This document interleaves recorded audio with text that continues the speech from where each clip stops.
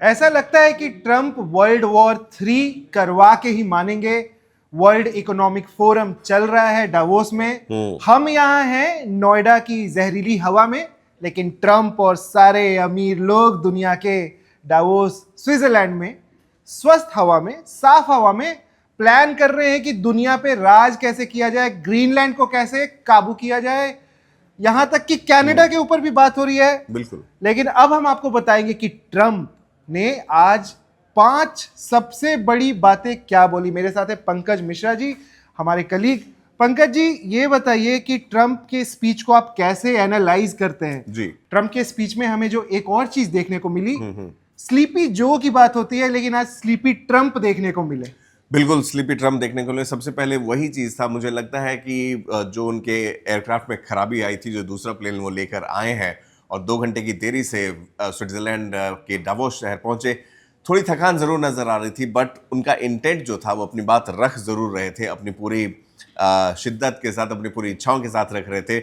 और जो बातें उन्होंने रखी, ऐसा लग रहा था जैसे कि वो एक म्यूटेड अमेरिकन जेंट्री को वो एड्रेस कर रहे हो। वो वर्ल्ड इकोनॉमिक फोरम नहीं लग रहा था, क्योंकि वहाँ इकोनॉमी की बात हो रही थी, लेकिन बहुत ही सप्रेसिंग इकोनॉमी की बात हो रही थी। वहाँ वर्ल्ड की बात हो रही थी, लेकिन वर्ल्ड ऑर्डर की बात नहीं हो रही थी। और फोरम जिस तरह का था, उस जैसे कि ट्रंप ने कहा कि तकरीबन 1000 लोग उस कमरे में मौजूद थे, लेकिन ऐसा लग नहीं रहा था कि किसी को उस समय उस पर कोई भी ऐतराज हुआ जो ट्रंप ने कहा। यूएस मिड टर्म इलेक्शन का स्पीच लग रहा था। यूएस मिड टर्म इलेक्शन का स्पीच लगा, वही मैंने कहा कि एक म्यूटेड अमेरिकन जेंट्री को संबोधित कर रहे थे, अपने पसंदीदा चीजों को गिना रहे थे। न जाने कितनी बार उन्होंने, अब ये कितनावा मौका था जब उन्होंने भारत पाकिस्तान का भी जिक्र कर दिया। जो 5 बड़े आपने पॉइंट्स कहे हैं नागिन, अगर हम लोग एक एक करके उसको जल्दी से चर्चा करते हैं। सबसे पहला मैं जो पॉइंट रखना चाहूंगा, उन्होंने बोला ग्रीनलैंड का जो हिस्सा है कि आइस का टुकड़ा, और अगर मिसाइलें उड़ेंगी, अगर वॉर होगा तो ग्रीनलैंड के ऊपर से होकर ही जाएगा या ग्रीनलैंड पे जरूर गिरेगा। इससे क्या हम समझे? सो मच सो कि उन्होंने ये इशारा कर दिया है कि बहुत ही सामरिक दृष्टिकोण से वो ग्रीनलैंड को चाहते हैं। उसने कहा कि ग्रीनलैंड किसे चाहिए, आइस का टुकड़ा है, वहां तो कुछ है भी नहीं, और रेयर अर्थ में हम 100 मीटर नीचे खुदाई करेंगे उससे अच्छा है हम कहीं और से लेंगे, बहुत रेयर अर्थ है। उन्होंने कहा कि सामरिक तरीके से जरूरी है, क्योंकि वो उस पर एक प्रोटेक्टिव डोम बनाना चाहते हैं। और फिर जैसा कि ट्रंप डिविएट कर जाते हैं एक चीज से दूसरी चीज, उन्होंने बोला कि कनाडा को भी इससे फायदा होगा, कनाडा को हम बचाएंगे। अब कनाडा को उस डोम से बचाने के लिए अमेरिका वो ग्रीनलैंड को हथियाना चाहता है। ये इसमें ज्यादा सोचने की बात नहीं है कि कारण क्या है। कारण स्ट्रेटेजिक ही है। ग्रीनलैंड को, जहां कभी 1-2 बार वो आइसलैंड में जिक्र कर दे रहे थे, थकान का जो आपने जिक्र किया, थोड़ा स्लीपी ट्रंप का इस बार नजारा देखने को मिला, तो वहां पर उन्होंने ये इशारा साफ कर दिया कि कम वॉट में हम ग्रीनलैंड को लेकर आएंगे। और बारंबार वो कोशिश कर रहे थे कि आप मानिए, ग्रीनलैंड हमारे लिए क्यों ज़रूरी है, हमने तो लड़ाइयाँ रुकवा दी, हमें तो कुछ नहीं चाहिए, हमें रेयर अर्थ नहीं चाहिए, हम एक वर्ल्ड पीस के लिए ग्रीनलैंड को हथियाना चाहते हैं। सारा अमेरिका जो है वो ग्रीनलैंड की मांग कर रहा है। लेकिन अगर वहां पे ग्रीनलैंड में तो इन्होंने करा रखा है कि सर्वे कराया, तो उसमें केवल 4% आया कि 4% लोग जाना चाहते हैं ट्रंप के साथ या यूएस के साथ। और मुझे लगता नहीं कि अमेरिकन को बहुत, जो लोकल या जो वहां के आम नागरिक है उनको बहुत फर्क पड़ता है। अब दूसरी बहुत बड़ी बात जो उन्होंने बोला नेटो के बारे में, कि नेटो को हम बहुत सपोर्ट करते हैं, लेकिन अगर हमें जरूरत पड़ी तो नेटो हमारे को कभी सपोर्ट नहीं करेगा, वो मुझे पता है। और उनका पहले का भी स्टेटमेंट आया है कि हम अपने सैनिक कम करेंगे, हम खर्चा देना बंद करेंगे। तो नेटो का विलय होना तय है कुछ दिनों में।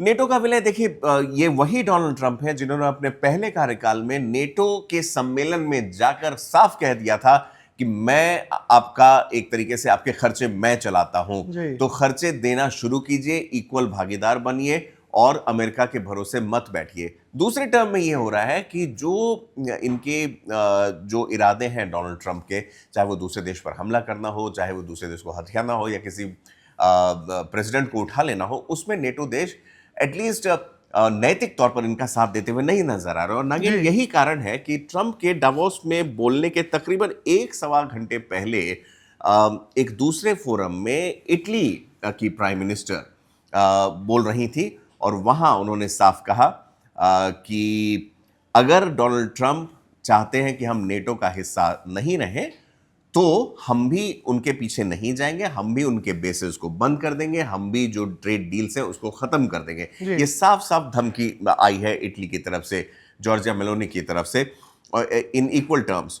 और साथ ही साथ उन्होंने कहा कि और रही बात इकोनॉमिक सैंक्शन की, ठीक है, हम मैकडोनल्ड का बहिष्कार शुरू कर देंगे। ये एक अगेन ये एक्यूलीज जी। हील हो सकता है अमेरिका के इमेज के लिए कि मैकडोनल्ड्स का अगर आप, क्योंकि मैकडोनल्ड्स एक ऐसे ब्रांड है, मैंने इसका साफ मुजाहिरा देखा है, टर्की जो कि अमेरिकन प्रोडक्ट्स को काफ़ी महंगा प्लेस करता है, चाहे वो जी। लिवाइस की जीन्स हो, चाहे वो पेय पदार्थ हो, मद्यपान के जो वस्तुएं होती हैं उसमें भी काफ़ी महंगी होती है अमेरिकन जी। चीज़। लेकिन मैकडोनल्ड्स एक ऐसा ब्रांड था जो अभी भी बहुत ही सब्सिडाइज्ड और बहुत ही नॉर्मल रेट पर मिल रहा था। हाँ, एक आम नागरिक जाता है, खाना खाना चाहता है तो $10 में बाहर आप खा लेगा, मील हो सकता बल्कि है। आपको अगर दूसरी जगह जाकर खाएंगे किसी प्रॉपर रेस्टोरेंट में तो आप $40-50 वहाँ खर्च करते हैं, तो बिल्कुल। उस हिसाब से।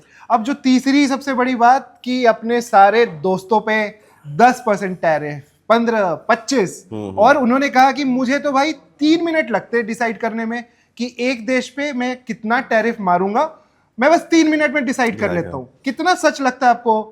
अमेरिका का प्रेसिडेंट 3 मिनट में डिसाइड कर ले रहा है, भारत को 500% टैरिफ। देखिए, टैरिफ का पूरा मामला आज तो उन्होंने ये भी कह दिया, नागेन बहुत अच्छा पॉइंट आपने उठाया है इसमें, कि टैरिफ किस आधार पर डिसाइड करते हैं डोनाल्ड ट्रंप? क्या दोस्ती के आधार पर? क्या यस मैन होने के आधार पर? पाकिस्तान अगर मान लीजिए कह देता है कि उन्हें मिलना चाहिए नोबेल पीस प्राइज, तो उस पर टैरिफ कम हो जाएगा क्या? क्या ये आधार होता है? या फिर उस पर्टिकुलर देश की सामरिक उपलब्धता और सामरिक वैल्यू, स्ट्रेटेजिक वैल्यू डिसाइड करती है? अब आप कहेंगे अमेरिका को क्या पड़ी हुई है अफ्रीका के किसी छोटे देश को पर टैरिफ लगाने की, या फॉर दैट मैटर स्विट्जरलैंड पर खुद ही? ये डावोस सम्मेलन स्विट्जरलैंड में ही हो रहा है, उन्हीं के फोरम में, उन्हीं के स्टेज जो वो कह रहे हैं कि स्विट्जरलैंड से एक लेडी ने उनको फोन किया और she was irritating me and all hell broke loose and she was calling me again that we are a very small country and then I slammed 29% on them.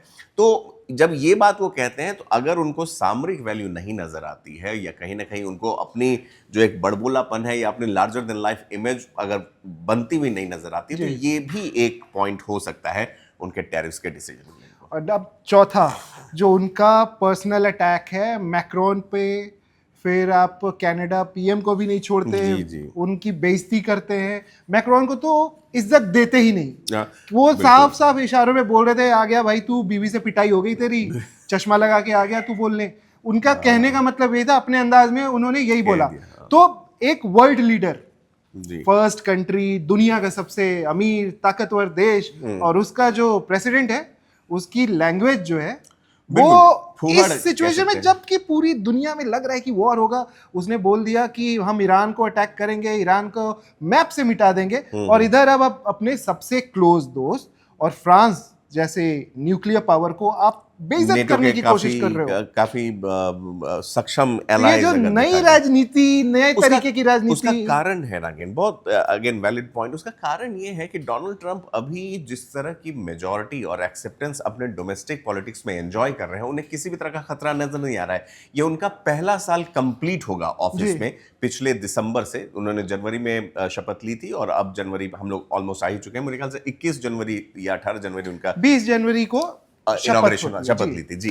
तो 1 साल हुआ है अभी उनको, उनके पास 3 साल बाकी भी है। प्लस जो भी अभी घटनाक्रम चल रहा है उससे उनको जरूर क्लेम कर पा रहे हैं, और बहुत बड़ा तबका ये कह रहा है कि हाँ चलिए इन्होंने ड्रग पेडलर्स को खत्म किया, हाँ चलिए इन्होंने आईसिस को टारगेट किया, इन्होंने लोगों की जान बचा ली, लड़ाइयां रोक के, 8 लड़ाइयां रोकने के बाद जान बचा ली।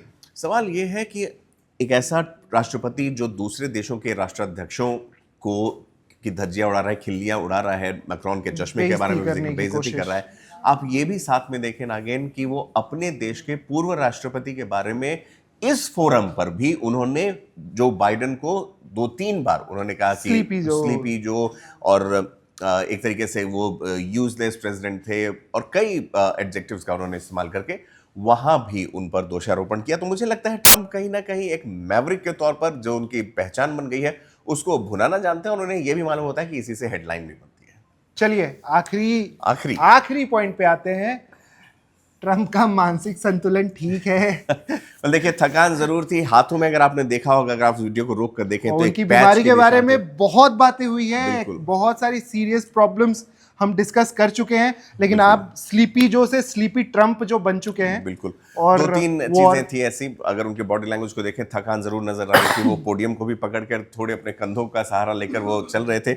बार बार ग्रीनलैंड को आइसलैंड के नाम से भी जिक्र कर रहे थे। वो पहले तो आइसलैंड की शुरू हुई कि आइस का टुकड़ा है, आइस का टुकड़ा, I just need a piece of ice there, what else do I want. और जब उन्होंने, सॉरी माफ करिएगा, लेकिन जब उन्होंने बोला कि आइसलैंड की वजह से, जैसे ही मैंने आइसलैंड बोला पूरे दुनिया की मार्केट हिल गई, डाउ जोन्स चला गया नीचे, और उसके बाद सारे जर्नलिस्ट खोजने लगे कि भाई आइसलैंड के बारे में इन्होंने बोला क्या। लेकिन अब लोगों को समझ में आ रहा है ये स्लीपी ट्रम्प है, और इनका जो सोच है या इनकी सोचने की ताकत है उस पर कुछ ना कुछ असर तो है।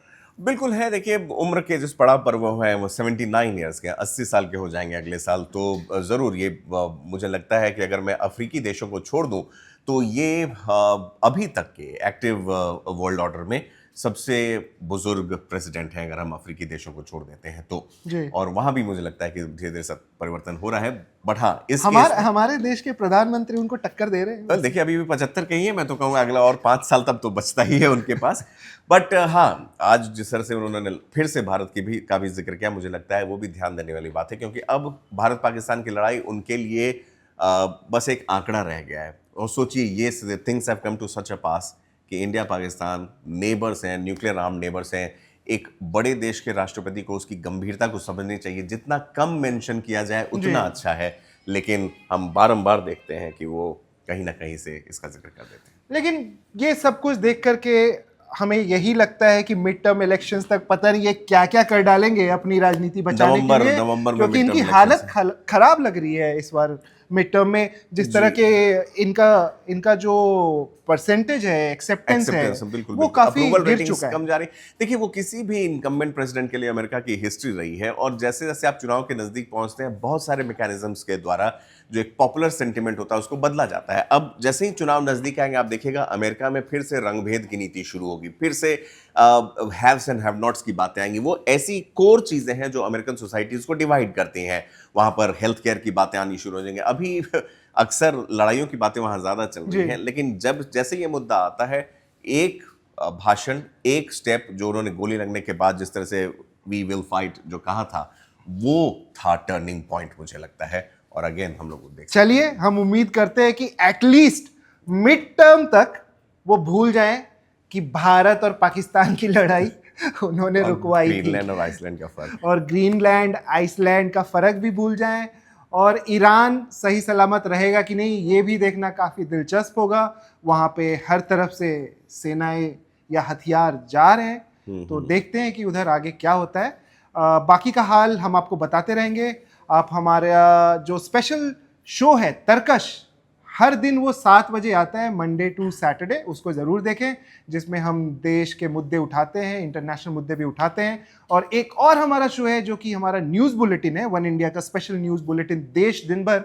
उसमें हम आपको 5 से 6 ऐसी खबरें दिखाते हैं जो कि पूरे दिन भर में सबसे ज़्यादा इंटरेस्टिंग होती है और जिनका इम्पैक्ट सबसे ज़्यादा रहता है, देश पर उसका असर भी देखते हैं। तो मेरा नाम है नागेंद्र सिंह और मेरे साथ है Pankaj Mishra. Subscribe to One India and never miss an update. Download the One India app now.